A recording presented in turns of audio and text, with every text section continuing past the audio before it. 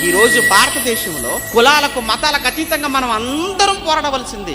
మనం ఒకరి మీద ఒకరం కాదని మనం పోరాడవలసింది. దేశంలో అనేకమైన అన్యాయాలు జరుగుతున్నాయి, వాటి మీద మనం అంతా ఒక్కటే పోరాడాలి.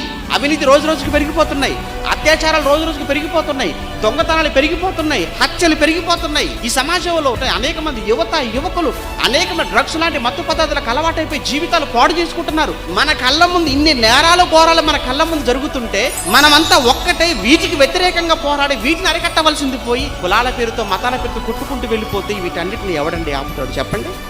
ఈరోజు మనం చేయవలసిన పోరాటాలు ఒకరి మీద ఒకరం కాదు, మన మీద మనం. ఎవరు క్రైస్తవులు హిందువుల మీద, హిందువులు క్రైస్తవుల మీద, వాళ్ళ ముస్లింల మీద కాదండి మనం చేయవలసింది.